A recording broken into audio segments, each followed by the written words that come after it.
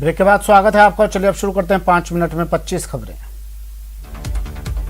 प्रधानमंत्री नरेंद्र मोदी ने 6 राज्यों के मुख्यमंत्रियों के साथ बैठक की। पीएम मोदी ने केरल, महाराष्ट्र में कोरोना के बढ़ते मामलों पर चिंता जताई। पीएम ने कोरोना की तीसरी लहर की आशंका को लेकर एक बार फिर चेताया। उत्तर प्रदेश बीजेपी कार्य समिति की बैठक हुई। इस बैठक को भाजपा अध्यक्ष जेपी नड्डा ने भी संबोधित किया। अपने संबोधन के दौरान जेपी नड्डा ने समाजवादी पार्टी और बहुजन समाज पार्टी पर जमकर निशाना साधा और योगी आदित्यनाथ के नेतृत्व में राज्य में हुए विकास की जमकर सराहना की।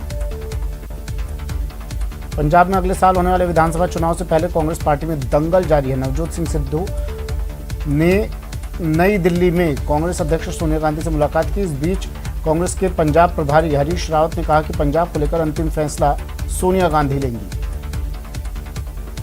यूपी सरकार ने सुप्रीम कोर्ट में जानकारी दी है कि प्रदेश में कांवड़ यात्रा पर पूरी तरह रोक नहीं रहेगी। सांकेतिक रूप से कांवड़ यात्रा जारी रहेगी। अब इस मसले पर सुप्रीम कोर्ट ने यूपी सरकार से फिर से विचार करने की बात कही है। ट्विटर की वेरिफिकेशन पॉलिसी एक बार फिर से विवादों में है। अब कई हैंडल ऐसे भी वेरीफाई किए जा रहे हैं जो फेक हैं या फिर वेरिफिकेशन पॉलिसी के मुताबिक योग्य नहीं है।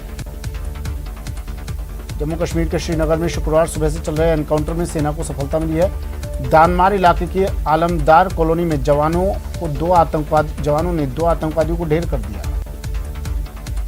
मध्य प्रदेश के विदिशा में देर रात बड़ा हादसा हो गया, जहां गंज बासौदा में एक कुआं धंस गया जिसमें 30 लोग गिर गए। हादसे में 4 लोगों की मौत हो गई। रेस्क्यू ऑपरेशन जारी है। वैश्विक महामारी और लोकतंत्र के सामने चुनौती विषय पर विधानसभा में सेमिनार का आयोजन हुआ। स्पीकर डॉक्टर सीपी जोशी ने कहा कि पी चिदम्बरम ने ग्रीन बजट पेश किया था। कंट्रोल इकोनॉमी के माध्यम से हमने देश निर्माण का काम किया। देश में उस समय जो नीति परिवर्तन हुआ वो काफी सहायक हुआ। केंद्र के खिलाफ हाथ के हल्ला बोल का 10वां दिन है। आज कांग्रेस साइकिल रैली निकाली। पीसीसी चीफ गोविंद सिंह डोटासरा ने भी साइकिल चलाई। यात्रा के बाद डोटासरा ने केंद्र सरकार पर निशाना साधा। कहा कि पेट्रोल, डीजल और घरेलू गैस के बढ़ते दामों के लिए मोदी सरकार जिम्मेदार है। महंगाई को लेकर केंद्र सरकार के विरोध में कांग्रेस की रैली में मंत्री प्रताप सिंह बीजेपी पर हमलावर रहे। हालांकि राज्य के वैट टैक्स को कम करने को लेकर कहा कि इसके लिए भी केंद्र जिम्मेदार है। जोधपुर में आरसी अध्यक्ष वैभव गहलोत महंगाई के खिलाफ कांग्रेस की साइकिल यात्रा में शामिल हुए। यह साइकिल रैली कांग्रेस कार्यालय से रवाना हुई। जयपुर में कोरोना काल में आर्थिक चुनौतियों का सामना कर रहे गहलोत सरकार को केंद्र से बड़ी राहत मिली है। केंद्र सरकार ने जीएसटी मुआवजे के एवज में बैंक टू बैंक ऋण सुविधा के तहत गहलोत सरकार को 3,428 करोड़ रुपए देने के आदेश जारी किए हैं। लोकसभा अध्यक्ष ओम बिरला आज कोटा के गरड़ा गांव पहुंचे हैं, जहां उन्होंने आकाशीय बिजली गिरने से मारे गए 4 बच्चों के परिजनों से मुलाकात की। राजस्व मंत्री हरीश चौधरी इन दिनों अपने गृह जिले बाड़मेर के दौरे पर हैं। मंत्री हरीश चौधरी ने अपने आवास पर जनता दरबार लगाया और ग्रामीणों की समस्याओं के समाधान के जल्द निस्तारण करने के निर्देश अधिकारियों को दिए। राजसमंद की रेलमगरा पुलिस ने नाबालिग बाइक चोर गिरोह का पर्दाफाश किया। पुलिस ने सरगना सहित 5 नाबालिग लड़कों को डिटेन किया है। भरतपुर में संभागीय आयुक्त कार्यालय के पास देर रात शराबियों का हाई वोल्टेज ड्रामा देखा गया। शराबियों ने रेस्टोरेंट के बाहर जमकर उत्पात मचाया। दौसा पुलिस ने उस दरिंदे को गिरफ्तार कर लिया जिसने गुरुवार की शाम एक नाबालिग के साथ दरिंदगी की थी। नाबालिग को सूनी जगह ले जाकर उससे दुष्कर्म और विरोध करने पर मारपीट की थी।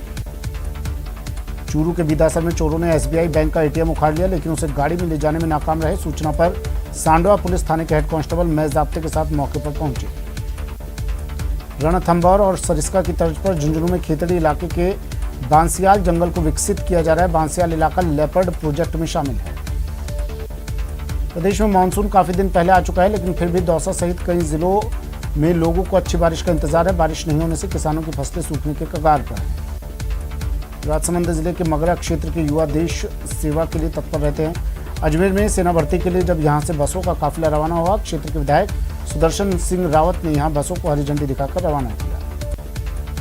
महाराष्ट्र के ठाणे में ईस्टर्न एक्सप्रेस हाईवे पर अचानक टमाटर से भरा एक ट्रक पलट गया और करीब 20 टन टमाटर सड़क पर बिखर गए। मुंबई में सुबह से बारिश का दौर शुरू हो गया है, जिससे कई इलाकों में जलभराव की समस्या शुरू हो गई, जिससे लोगों को आने जाने में परेशानी हो रही है। दिग्गज अदाकारा सुरेखा सीकरी का निधन हो गया। आज सुबह दिल का दौरा पड़ने की वजह से उनका निधन हुआ। सुरेखा सीकरी ने बालिका वधू में दादिसा का रोल निभाया था।